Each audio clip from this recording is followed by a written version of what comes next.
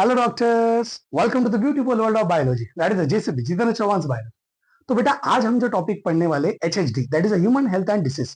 ये टॉपिक सिर्फ टॉपिक नहीं है। इस टॉपिक को पढ़ते समय आपको ये फील आ जाता है कि आप डॉक्टर बन जाओगे या फिर डॉक्टर बनने के बाद आप कैसा बिहेव करोगे, क्योंकि इस टॉपिक के अंदर ढेर सारे डिसीजेस आपको पढ़ने हैं और साथ ही आपको इम्यूनिटी पढ़नी है, वैक्सीनेशन पढ़ना है, आपको एलर्जी पढ़ना है, एड्स क्या होता है, कैंसर क्या होता है, आखिर में ड्रग्स क्या होता है, ये भी हमें पढ़ना है।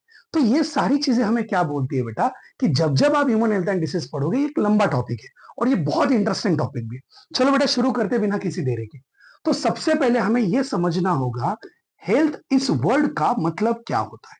सर हेल्थ और डिसीज दोनों वर्ड मतलब जरूरी है, 100% जरूरी है, लेकिन पहले हम हेल्थ के बारे में पढ़ेंगे, उसके बाद हम डिसीज की तरफ जाएंगे। अब इस हेल्थ को समझने के लिए जनरल देखो, एक ध्यान रखना है, लाइन टू लाइन एनसीईआरटी के पॉइंट ऑफ व्यू से हम जाएंगे, यहां वहां हमें बिल्कुल जाना नहीं है बेटा, क्योंकि 2 साल से NCERT line to line paper आ रहा है।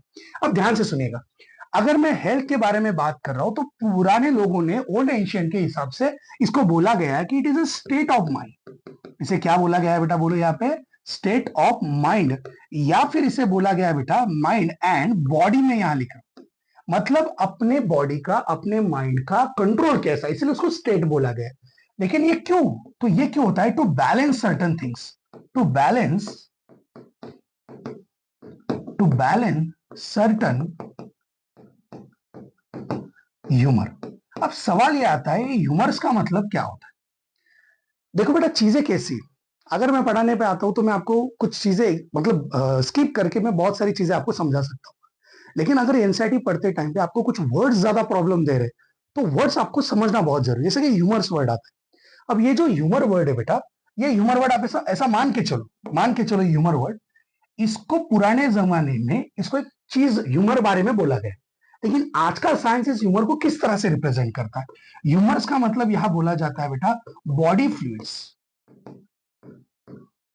क्या बोला जाता है बेटा वहां, बॉडी फ्लूइड्स। मतलब क्या, देखो अगर आप 11th स्टैंडर्ड की एनसीईआरटी के यहाँ पे that is called as unit 5 में अगर चले जाते हो, यूनिट 5 में आपको एक चैप्टर मिलता है बॉडी फ्लूइड्स एंड सर्कुलेशन। समझ में आया, मतलब बॉडी फ्लूइड्स कितना जरूरी है, आपको एक सिंपल टॉपिक दे दिया बेटा उन्होंने। अब यहां हम क्या करने वाले, ध्यान से सुनेगा मेरी बात को। अगर मैं सर्टन ह्यूमर्स की बात करता हूं, मतलब मैं किसकी बात कर रहा हूं बेटा, यहाँ बॉडी फ्लूइड्स की बात कर रहा हूं। लेकिन यहां समझने के लिए आप ऐसा बोल सकते हो कि सर हमें यह बताओ यहां असल में कौन से बॉडी फ्लूइड्स आएंगे, बराबर है ना बेटा। यहाँ तो सबसे पहला बॉडी फ्लूइड जो होता है बेटा, जिससे हम शुरू करेंगे, that is called as blood. हालांकि एनसीईआरटी में इस टॉपिक में थोड़ा सा दिया है, कुछ टॉपिक में थोड़ा सा दिया है, तो मैं सबको समराइज करके दे रहा हूं आपको। तो मैंने सबसे पहले क्या कहा बेटा, क्या होगा प्रेजेंट, ब्लड होगा। ब्लड के बाद मैंने वर्ड लिया बेटा यहां, दैट इज कॉल्ड एज फ्लेगम। अब ब्लड तो आपको पता है बेटा खून जिसे बोलते हैं, लेकिन ये फ्लेगम वर्ड क्या है। अगर मैं फ्लेगम को मराठी में समझाऊंगा बेटा, इट इज अ शेमबुड, नाकातून येतं। तो हिंदी में इसे क्या बोलते हैं, नाक से निकलने वाली गंदगी जो होती है बेटा, तो इसको आप नाक से निकलने वाला म्यूकस बोलो, कोई गलत नहीं होगा यार। इसके बाद हम यहां वर्ड यूज करते हैं बेटा black bile, black bile, okay. और इसमें और एक वर्ड यूज है बेटा, that is a yellow bile. क्या आपको ये दोनों चीजें समझ में आ गई बेटा, बोलो यस और नो। अब सवाल ये आता है कि असल में ये है क्या। बाइल पहले समझ लो, बाइल मतलब ये जूस होता है बेटा, बाइल जूस भी बोलते हैं इसे बहुत लोग। अब यहां आप कैसे समझोगे, अगर सपोज आपने कभी वोमिटिंग की, तो वोमिटिंग में आपको पीला पीला कलर दिखता है बेटा, ये क्या होता है, बाइल जूस होता है। समझ में आया बेटा। तो एंशियंट टाइम में इन सारी चीजों को क्या बोला गया था, ह्यूमर बोला गया था। क्या यहां तक सबको समझ में आ गया बेटा, बोलो यस और नो। अब जो मैं हेल्थ वर्ड आपको पढ़ाने वाला हूं, या फिर हेल्थ वर्ड जो हम पढ़ने वाले बेटा, उस हेल्थ को अभी हम नहीं पढ़ रहे, इसको बहुत एंशियंट टाइम से पढ़ा जाता है। तो हमने यहां पे लिखा बेटा एंशियंट आयुर्वेदा, एंशियंट आयुर्वेदा, मतलब बहुत पुरानी बात करें, या फिर हम यहां बोल सकते हैं बेटा अर्ली ग्रीक, हिपोक्रेट्स। अब ये है क्या, चलो इसको समझो अच्छे से। देखो बेटा मॉडर्न साइंस जो है, जैसे मान के चलो बेटा, ये जो 2000 से आगे हम उसे मॉडर्न साइंस बोलते हैं, लेकिन बात यहां पे ग्रीक हाइपोथेसिस की हो रही है, आयुर्वेदा की हो रही है, मतलब 500 साल पहले की बात हम यहां करें, तब लोगों के पास बहुत सारी चीजें नहीं थी। तो यहां एक वर्ड आता है बेटा ह्यूमर, जिसको बहुत से लोग पुराने टाइम पे बोला जाता है मिजाज। अगर आप BUMS यूनान जिसे बोला जाता है उसमें आज भी मिजाज वर्ड यूज करते। मतलब जैसे कि अगर आप बोलोगे बेटा आप बड़े गर्म मिजाज के पर्सन हो, आप बड़े मजाकिया मिजाज के पर्सन हो, ये मिजाज मतलब क्या बेटा, ये ह्यूमर होता है। तो इन दोनों ने क्या किया, कुछ डेफिनेशन या फिर तब के जमाने में, एंशिएंट जमाने में हेल्थ को किस तरह से देखा जाता था, ये चीजें यहाँ पे एक्सप्लेन की गई। क्या ये सबको समझ में आ रहा है बेटा, बोलो यस और नो। तो यहां हम सबसे पहले क्या करते हैं बेटा, जब इस ग्रीक हिपोक्रेट्स की बात करते हैं तो इन्होंने क्या किया, कुछ पर्सनालिटी को स्टडी किया। किसे स्टडी किया बेटा, कुछ पर्सनालिटी को। चलो एग्जांपल के तौर पे हम क्या करेंगे, उन पर्सनालिटी की बात करते हैं। जैसे कि याद रखो, अगर कोई पर्सनालिटी ब्लैक बाइल की है, अगर किसी पर्सनालिटी में ब्लैक बाइल होगा, क्या होगा बेटा बोलो यहाँ पे, ब्लैक बाइल। अगर अभी इसको थोड़ा आगे एक्सप्लेन करते जाऊंगा तो ये समझ में आएगा। तो किसी पर्सन में अगर ब्लैक बाइल होगा तो इन्होंने बताया इन दोनों के एंशिएंट हिसाब से, तो उनको हाई फीवर होगा। उनको क्या होगा बेटा बोलो मुझे यहाँ पे, हाई फीवर होगा। हाई फीवर होने की वजह से उनको बोला गया हॉट पर्सनालिटी। उन्हें क्या बोला बेटा हमने, हॉट पर्सनालिटी। मतलब क्या, तो ये ऐसे लोग हैं जिनको टेम्परेचर आता है, इसका मतलब ये ब्लैक बाइल के थे, ऐसा उन्होंने अजम्पशन किया, ऐसा उन्होंने थीसिस हाइपोथेसिस किया। इसके विपरीत, इसके अलावा, इसके जो नेक्स्ट कंसेप्ट इन्होंने अपोजिट कंसेप्ट डाला कि अगर कोई नॉर्मल पर्सन है, नॉर्मल, नॉर्मल का मतलब यहां उन्होंने बोला नॉन ब्लैक बाइल, तो उनका जो बॉडी टेम्परेचर है, बॉडी टेम्परेचर ये क्या होगा, नॉट हॉट। समझ में आया बेटा, नॉट हॉट है। तो ये उन्होंने क्या किया, दो चीजों में इसको डिफरेंशिएट कर दिया। अब सवाल ये आता है, ये कहां तक सही था, ये कहां तक गलत था। लेकिन ये बातें हम करते पुराने जमाने की बातें, इसका आपके ना नीट से कोई वास्ता आता है, ना आगे जाके कोई इसका रिलेशन आने वाला है। लेकिन एनसीईआरटी आपको ये समझाना चाहती है, एनसीईआरटी में ये सारी चीजें क्यों दी गई है, ताकि आप ये समझ सकते हो पुराने हिसाब से मॉडर्न डे के बीच में जो रिलेशन बनाया गया है, पुराने टाइम पे हेल्थ को लेके कितना कॉन्शियसनेस था, आज कितना है, इन चीजों को जोड़ने के लिए बेटा उन्होंने पुराने एक थेरीज यहाँ पे डिस्प्ले की।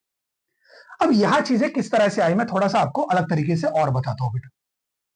इसको हम थोड़ा सा आगे ऊपर लेके जाएंगे। हाँ चलो, दिस इज राइट। लेकिन जैसे कि आप मान सकते हो बेटा, अगर इन्होंने एक्सप्लेन किया तो सब लोगों ने तो यहाँ पे इसको एक्सेप्ट नहीं किया होगा, कोई ना कोई तो होगा। तो यहाँ एक साइंटिस्ट का नाम आता है बेटा, जिसका नाम है विलियम, शेक्सपियर ने बेटा विलियम हार्वे। विलियम हार्वे ये नाम क्यों आया, सबसे पहले भाई साहब ने क्या क्या किया है उनको समझ लो बेटा। विलियम हार्वे ये जो थे, इनको क्रेडिट दिया जाता है बेटा डिस्कवरी ऑफ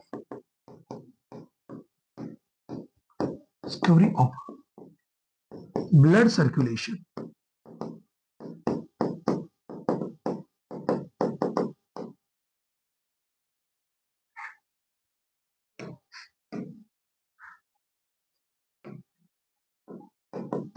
हाँ, ये आपको बॉडी फ्लूइड्स में भी है, तो मैंने यहाँ पे भी उसको लिख दिया। सो हमने क्या बोला, विलियम हार्वे इन्होंने डिस्कवरी ऑफ ब्लड सर्कुलेशन की। तो इन्होंने इनके थ्योरीज को पढ़ा, इनके थ्योरीज को पढ़ने के बाद यहां सबसे इंपॉर्टेंट क्या है, इन्होंने इसको डिस्प्रूव किया है। मतलब उन्होंने बोला नहीं ये गलत है, ऐसा कुछ नहीं हो सकता। तो कैसे हुआ बेटा ये, तो इन्होंने क्या करा, सबसे पहले इन्होंने दो पर्सन को लिया। सबसे पहले इनके अकॉर्डिंग जो हॉट पर्सन था, मैंने उस हॉट पर्सन को लिया। हॉट पर्सन के अंदर ब्लैक बाइल है, ये तो आपको पता है बेटा, तो हमने उसे लिख दिया ये ब्लैक बाइल है। ब्लैक बाइल होने की वजह से इन्होंने उसका टेम्परेचर मेजर किया, जो कि क्या था, हाई फीवर था। गलत नहीं था, ये सही था। अब इन्होंने बोला नॉर्मल पर्सन, उन्होंने सेकंड डिस्कवरी लिया, नॉर्मल पर्सन का लिया। लेकिन नॉर्मल पर्सन का जब थर्मामीटर लगा के उन्होंने टेम्परेचर काउंट किया, तो मेनी कंडीशन में जो टेम्परेचर था ये नॉट कांस्टेंट था। मतलब क्या हुआ, इनके टेम्परेचर का रेंज भी क्या था, आगे बढ़ रहा था, आगे कम हो रहा था, कभी नॉर्मल था, कभी बढ़ रहा था।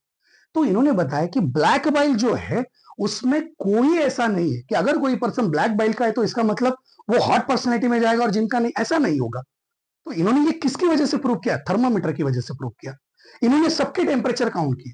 जब इन्होंने ये थ्योरी वहां पे कॉन्फ्रेंस में एक्सप्लेन की थी, तब उन्होंने सबके टेम्परेचर काउंट किया और तब बताया कि temperature it is not related to black bile. और सब लोगों ने इस थ्योरी को एक्सेप्ट किया, और एक्सेप्ट करने के बाद ये जो थ्योरी था पहला, जो मतलब ऐसा मान के चलो एक हाइपोथेसिस था, इसको सबने क्या किया, रिजेक्ट किया। क्या यहां तक के इंट्रोडक्शन को सबको समझ में आ गया बेटा? बोलो पहले यस और नो। तो सब लोग पहले इसे लिख लो बेटा।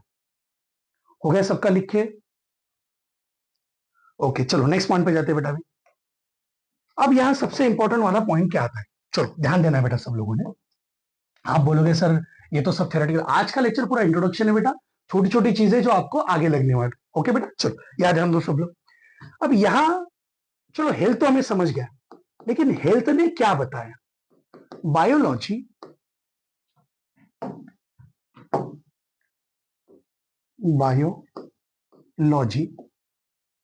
स्टेटेड दैट, अब ये जो वर्ड मैं यूज कर रहा हूं, ये क्यों कर रहा हूं बेटा, 2 मिनट में आपको समझ में जाएगा। तो यहां बायोलॉजी स्टेटेड दैट, इसको ध्यान से सुनिएगा बेटा। यहां हमने बताया कि अपना माइंड जो होता है, माइंड मिड हो गया वो, माइंड इन्फ्लुएंसेस, माइंड को इन्फ्लुएंसेस करने वाली कुछ चीजें बेटा अपने पास होती है। अब आप बोलोगे सर ये कौन सी चीजें होती है? इस चैप्टर के अंदर थोड़ा थोड़ा बेटा आपको दूसरे दूसरे चैप्टर का टच मिलेगा। जैसे कि सबसे पहले आपने बोला neural system.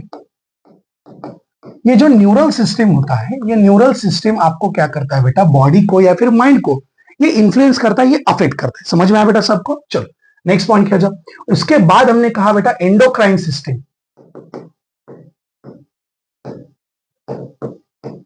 Am I clear to everyone बेटा?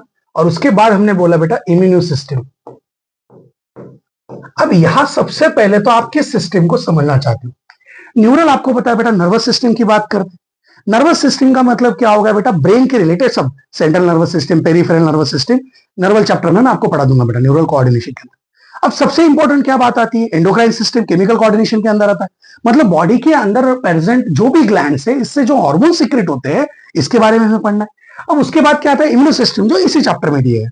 लेकिन अगर आप उसको ध्यान से देखते हो बेटा, तो हमें क्या समझ में आता है, ये जो इम्यून सिस्टम है, ये अपने बॉडी को क्या करती है बेटा, मेंटेन करती है। सही बोलो यस और नो।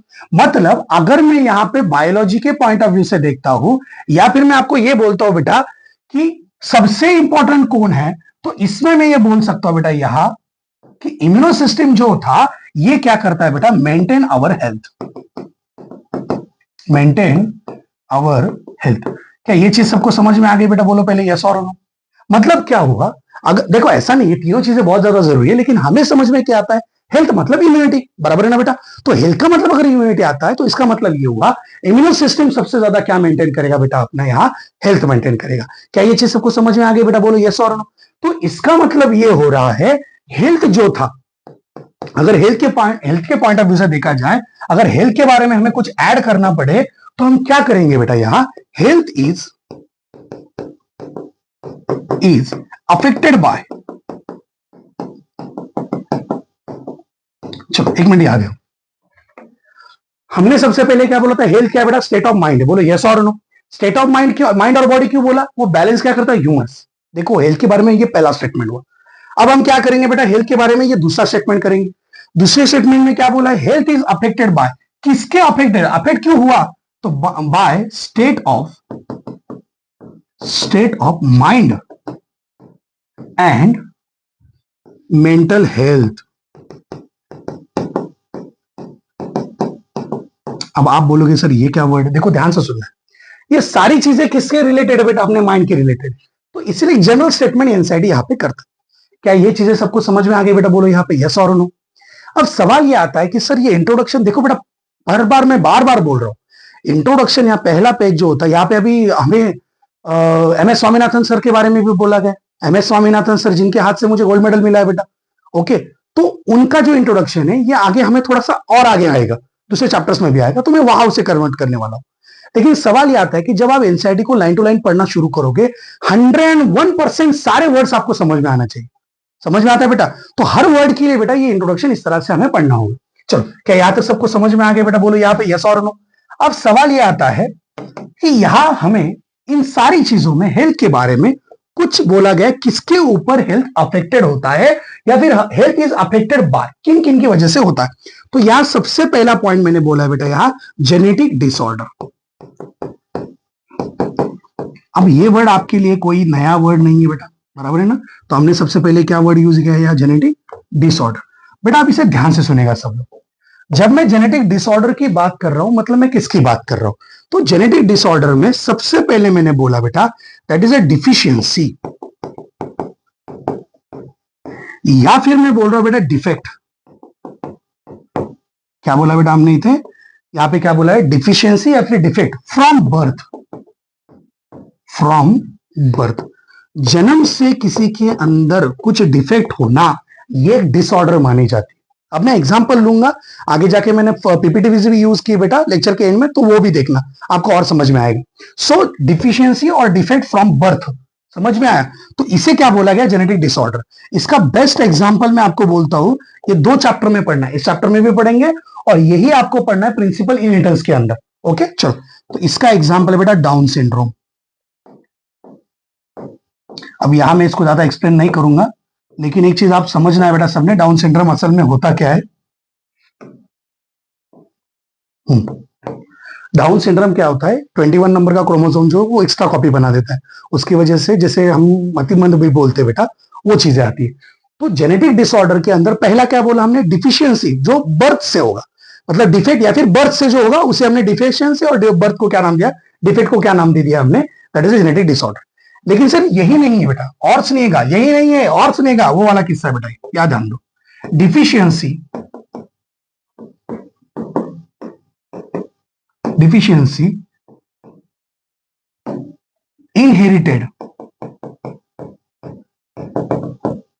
inherited from parents. आपने ये समझा होगा, ये तो इनके खानदान का गुण है, ऐसे बोला जाता है बहुत बार। तो ये क्या, पेरेंट्स से बच्चों को आने वाली बीमारियां, पेरेंट्स से बच्चों को आने वाली बीमारियां, जिसमें सबसे इंपॉर्टेंट पॉइंट होता है बेटा सिकल सेल एनीमिया, ये हमें पढ़ना है। ये जो एग्जांपल्स है बेटा, ये मैंने बहुत सारे चैप्टर्स को लिंक करने के लिए लिया है। जैसे कि मैंने बोला ये डाउन सिंड्रोम 2 चैप्टर्स में आएगा, इसके बाद मैंने बोला sickle cell anaemia. Sickle cell anaemia आपको कहाँ कहाँ आएगा, ध्यान से सुनिएगा मेरी बात को। ये आपको आता है मॉलिक्यूलर बेसिस ऑफ इनहेरिटेंस, वहां इसका हमने देखना है म्यूटेशन से क्या क्या इफेक्ट हुआ है। ये आता है प्रिंसिपल इनहेरिटेंस ऑफ वेरिएशन के अंदर, वहां पे भी आएगा बेटा ये। उसके बाद ये आता है बॉडी फ्लूइड्स एंड सर्कुलेशन के अंदर, और ये आया बेटा भी ह्यूमन हेल्थ एंड डिसीज में, वहां पे भी एक जगह पे आएगा, मैं आपको बताऊंगा। तो आपको समझ में आया, अगर किसी के अंदर जेनेटिक डिसऑर्डर है, ध्यान से सुनेगा मेरी बात को, अगर किसी के अंदर जेनेटिक डिसऑर्डर है, या तो वो डिफिशियंसी से आया होगा, या तो वो पेरेंट्स के इनहेरिटेंस से आया होगा। तो ये भी क्या कर रहा है, ह्यूमन बॉडी के हेल्थ को अफेक्ट कर रहा है, बोलो यस और नो। अब इसके बाद हमें और इनहेरिटेंस के बारे में और genetic effect that is called as health कैसे डिस्टर्ब होगा उसके बारे में पढ़ना है। हमने यहां पे और एक एग्जांपल लिया बेटा, दैट इज इन्फेक्शन। अब ये चीजें तो सब लोग समझ सकते हैं बेटा, इन्फेक्शंस। मुझे बताओ, जब बारिश होती है तो सबसे ज्यादा खुश कौन होता है बेटा, किसान। इसके अलावा और एक आदमी बेटा, और एक ऐसा कैटेगरी जो खुश होता है, वो कौन है बेटा, डॉक्टर्स। क्योंकि तब सबसे ज्यादा पेशेंट्स बढ़ते हैं, हम बोलेंगे अरे वाह कस्टमर आ गए, कस्टमर आ गए, ऐसी उनकी कंडीशंस होती है। तो इन्फेक्शन किसके किसके होंगे, चलो यहां ध्यान दो बेटा सब लोग। जब मैं इन्फेक्शंस की बात कर रहा हूं बेटा, तो इन्फेक्शंस में सबसे पहला इन्फेक्शन मैंने लिखा बेटा बैक्टीरियल इन्फेक्शन। किसका इन्फेक्शन होगा बोलो बेटा, यहां बैक्टीरियल इन्फेक्शन। मतलब क्या, बैक्टीरिया, जैसे आप किसी की टाइफाइड बोलो, एग्जांपल में लिख देता हूं बेटा, यहाँ साल्मोनेला टाइफी ये नाम है बेटा उसका, तो हमने बोल दिया typhoid bacteria, that is a typhoid disease होगा। Okay, pneumonia, streptococcus pneumoniae. तो ये चीजें क्या है, तो टाइफाइड क्यों होता है, बैक्टीरियल इन्फेक्शन होता है। तो ये भी क्या कर रहा है, अपनी बॉडी के हेल्थ को क्या कर रहा है बेटा, डिस्टर्ब कर रहा है। इसके बाद सेकेंड वाला मैंने लिया बेटा वायरल। वायरल इन्फेक्शन तो दुनिया कभी नहीं भूलेंगी बेटा, क्योंकि पहला है बेटा कोरोना, याद आया सबको। कोरोना ने बहुत सारी जिंदगियां बर्बाद कर दी, ऐसी कोई फैमिली नहीं है बेटा जिसके अंदर कोरोना की बीमारी का कोई पेशेंट नहीं होगा। ओके, मेरे घर में तो बेटा 7-8 लोगों की डेथ थी उस टाइम पे। तो यह चीजें क्या है, corona is a world wide, पूरे दुनिया के अंदर बेटा ये सबसे ज्यादा डेंजरस डिसीज था। इसके अलावा जो कॉमन होता है बेटा, that is called as common cold. इसको भी समझ लो, कॉमन कोल्ड हो गया, मतलब नॉर्मल बीमारी जिसे फ्लू भी बोलते हैं अपनी लैंग्वेज में। तो ये वायरल इन्फेक्शन। चलो और एक इन्फेक्शन की बात करते हैं, थर्ड वाला इन्फेक्शन, इसको बोलते हैं बेटा फंगल इन्फेक्शन। ये फंगल इन्फेक्शन 2 जगह पे होता है, मतलब 2 कंडीशन में होता है, या तो बारिश के सीजन में होगा या फिर समर के सीजन में भी होता है। फंगल इन्फेक्शन में क्या बताया, जिसको बोलते हैं बेटा दाग खाज खुजली गचकरन जिसको बोलते हैं। तो ये क्यों होता है, जब आपकी बॉडी में पसीना होता है, थोड़ा सा मॉइस्चर होता है, तो फंगल के स्पोर्स वहां जर्मिनेट हो जाते हैं। तो इसका बेस्ट डिसीज का नाम जो एग्जाम्पल हमें दिया गया है वो कौन सा है बेटा? रिंगवर्म। ये भी किस तरह से गलत नाम लिखा है मेडिकल साइंस में वो मैं आगे जाके बताऊंगा। ये वर्म से नहीं, ये फंगाई से होता है, ये मिस नॉर्मल है बेटा, लेकिन मैं वहां एक्सप्लेन करूंगा जब ये पढ़ाऊंगा। क्या ये चीजें सबको समझ में आ गई बेटा? बोलो पहले यस और नो। तो यहां अगर आप देखते हो बायोलॉजिकल सिस्टम जो था वो माइंड को इन्फ्लुएंस करने वाला, अफेक्ट करने वाला, हेल्थ को अफेक्ट करने के लिए सबसे पहले हमने क्या वर्ड यूज किया बेटा? यहाँ जेनेटिक डिसऑर्डर। फिर हमने क्या वर्ड यूज किया बेटा? यहाँ इन्फेक्शन। अब सवाल यह आता है ये सारी चीजें चलो किसको अफेक्ट नहीं करेगी, या फिर और कहा इफेक्ट कर सकता है? लाइफस्टाइल। आप बोलोगे सर लाइफस्टाइल कैसे आ गया? चलो इसे समझो बेटा। लाइफस्टाइल बहुत ज्यादा इंपॉर्टेंट होता है। जैसे कि आपने फूड कैसा खा रहे हो, या फिर एंड लिख रहा हूं मैं, एक्सरसाइज कैसे कर रहे हो। अगर कोई इंसान हेल्दी फूड खा रहा है, एक्सरसाइज कर रहा है, हेल्दी फूड और एक्सरसाइज करेगा तो ये सारे इंफेक्शन उसको अवॉइड कर, ये तो नहीं अवॉइड कर सकते, ये तो जेनेटिकल डिसऑर्डर से बेटा, लेकिन यहां पे हम उनको अवॉइड कर सकते हैं। तो लाइफस्टाइल के अंदर सबसे इंपॉर्टेंट वाला पॉइंट कौन आता है बेटा? यहाँ पे फूड आप कैसा खाते हो और उसके बाद हम क्या करेंगे, एक्सरसाइज किस तरह से करते हो। क्या ये चीज सबको समझ में आ गई बेटा? बोलो यस और नो। अब इसके अलावा अगर कोई बंदा सब कुछ अच्छा अच्छा खा रहा है लेकिन वो रेस्ट कितना कर रहा है, वो सोता कितना है, स्लीप उसकी क्वालिटी कैसी है, ये भी चीजें उतनी इंपॉर्टेंट है। मतलब अगर आप देखा जाए तो यहां हम बोल सकते हैं बेटा कि जेनेटिक डिसऑर्डर तो हम कुछ नहीं कर सकते, लेकिन हम इन चीजों को अवॉइड करने के लिए, हेल्थ को अच्छा रखने के लिए आप फूड अच्छा खाइए, एक्सरसाइज करिए, रेस्ट करिए। और सबसे इंपॉर्टेंट वाला पॉइंट बेटा यहां थर्ड वाला पॉइंट, आप कुछ हैबिट या फिर हॉबी जिसे बोला जाएगा, हैबिट बोला तो भी चलेगा, हाँ हॉबी बोलने से अच्छा हैबिट मतलब अच्छी आदतें और बुरी आदतें।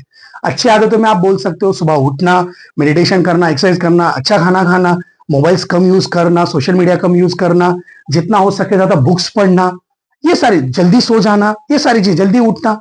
लेकिन अगर आप गुड हैबिट के बाद बैड हैबिट की बात करते हो, स्मोकिंग करना आप नहीं करने वाले हो, ड्रिंकिंग करना आप नहीं करने वाले हो, तंबाकू घोटना, गुलाब बोलो जुबा केसरी आप नहीं करोगे, ये सारी चीजें क्या है बेटा? ये सारी चीजें बैड हैबिट में आती। तो पर्टिकुलर इंसान किस तरह से गुड हैबिट में आएगा, कुछ तरह से बैड हैबिट में आएगा, ये भी बहुत ज्यादा बड़ी बात होती है बेटा। तो ये सारी चीजें क्या करती है, कहीं ना कहीं से आपको हेल्थ को अफेक्ट करती है। क्या ये चीजें सबको समझ में आ गई बेटा? बोलो पहले यस और नो। चलो इसे लिख लो बेटा सब लोग, हो गया सबका?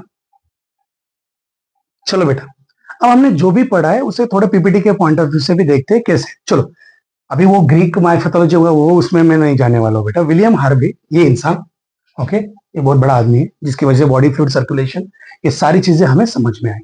देख लो बेटा इसको एक बार, ओके सबको। चलो नेक्स्ट पॉइंट, हमने देखा था कि कोई भी अगर बॉडी होगा इन्फ्लुएंस होता है तो वो तीन चीजों से होता है। सबसे पहले न्यूरल सिस्टम, एंडोक्राइन सिस्टम और क्या था? Immuno system. बराबर बेटा? बोलो यस और नो। अब इसमें न्यूरल सिस्टम में हमने कहा था सेंट्रल नर्वस सिस्टम और कौन है? पेरिफेरल नर्व, मतलब पूरा ब्रेन कंट्रोल करता है पूरी बॉडी को, ये तो पता है बेटा सबको। चलो एंडोक्राइन सिस्टम में डिफरेंट ऑर्गन और डिफरेंट ग्लैंड्स इन्वॉल्व होते हैं और उसकी वजह से बेटा अलग अलग ग्लैंड से हार्मोन्स भी रिलीज होते हैं। इम्यूनो सिस्टम के अंदर हमने बोला था कि इम्यूनिटी, बॉडी का एंटीबॉडीज वगैरह जो खेल होता है ये हम पढ़ने वाले। तो ये तीनों सिस्टम क्या करते हैं, कहीं ना कहीं अपनी बॉडी को क्या करते हैं, मेंटेन करते हैं या फिर अफेक्ट करते हैं। Am I clear to everyone से? अब हमें यहाँ पढ़ना है health is affected by, that is a genetic disorder. पहला हमें कंसेप्ट लेना है। मैंने यहाँ आपको बताया था जेनेटिक डिफिशियंसी, जिसका एग्जाम्पल हमने क्या लिया था बेटा? Child born with the down syndrome. हमने बोला था डिफिशियंसी से जो बॉर्न होता है। यहाँ आप फोटो भी देख लो, आपको समझ में आ जाएगा। ओके, डाउन सिंड्रोम में आगे नेक्स्ट चैप्टर्स में भी आपको पढ़ाऊंगा तो उसमें क्लियर हो जाएगा।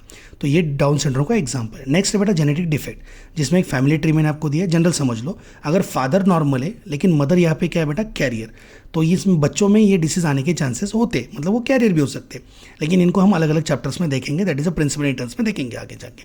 लेकिन डायग्राम्स में देखो बेटा, फोटोग्राफ में यहाँ आरबीसी का शेप सिकल सेल हो गया है, उसकी वजह से क्या होता है कि ये ब्लॉकेज क्रिएट करता है और नसों में खून की कमी होती है, ब्लॉकेज वगैरह होता है, वो बात का पॉइंट है। अब यहाँ देखो, health is affected bye 2 infections, bacterial, viral और फंगल। सेकंड पॉइंट इन्फेक्शन का है। तो बैक्टीरियल में मैंने आपको ये किसका है? टाइफाइड का बैक्टीरिया दिया है, नीचे दिया है बेटा टाइफाइड डिसीज भी। अब यहाँ बैक्टीरियल डिसीज के बाद वायरल लेना है। वायरल में हमने कोरोना वायरस को सबको पता है बेटा, कॉमन कोल्ड मैंने एग्जाम्पल है, और लास्ट में फंगल है, that is called as a ringworm disease. Am I clear to everyone? तो यहाँ सबसे इंपॉर्टेंट क्या है बेटा कि ये डिसीजेस आपको हो सकते हैं, इन्फेक्शन आपको हो सकते हैं। Health is affected bye lifestyle जरूरी है। यहाँ पे सबसे अच्छा देखो फूड दिया है, ऐसा फूड हर रोज नहीं मिलता लेकिन गूगल पे मिलता है बेटा। ओके, तो यहाँ खाना बहुत अच्छा, खाना शरीर के लिए बहुत अच्छा होता है। ओके, ये उसके बाद वाटर इनटेक, पानी ज़्यादा से ज़्यादा पीना चाहिए, इतना ज़्यादा भी नहीं पीना चाहिए, लेकिन ज़्यादा से ज़्यादा आपने पीना चाहिए। Am I clear to everyone से यस और नो? 2-3 लीटर काफ़ी हो गया बेटा आपको पीने के लिए। नेक्स्ट पॉइंट एक है, अगर बार बार आपको यूरिनेशन जाना पड़ रहा है तो इसका मतलब क्या है, 100% पानी ज़्यादा हो गया है। लेकिन येलो कलर होता है तो इसका मतलब क्या है कि आपको पानी थोड़ा ज़्यादा पीना चाहिए। नेक्स्ट, इसके बाद हमें क्या पढ़ना होगा बेटा, स्लीप। आप कितनी अच्छी नींद लेते हो? हम तो दिन भर सोते हैं सर, खाना खाने के बाद भी सोते हैं, उठने के बाद खाना खाते फिर से सोते। ओके, तो स्लीप बहुत ज़रूरी है। उसके बाद एक्सरसाइज भी ज़रूरी है, एक्सरसाइज बॉडी के लिए बहुत ज़रूरी है। अच्छी हैबिट मेडिटेशन वगैरह उसमें आता है। आप अच्छी अच्छी आदतें लगाओ, लेकिन बुरी आदतों से दूर रहो, जैसे कि टाइम पास करना, मोबाइल्स पे देखो, बर्गर वगैरह, फास्ट फूड वगैरह खाना, दारू पीना, सिगरेट वगैरह, ये सारी गंदी आदतें, तो इनसे आप दूर रहोगे तो आपके लिए ये अच्छा रहेगा।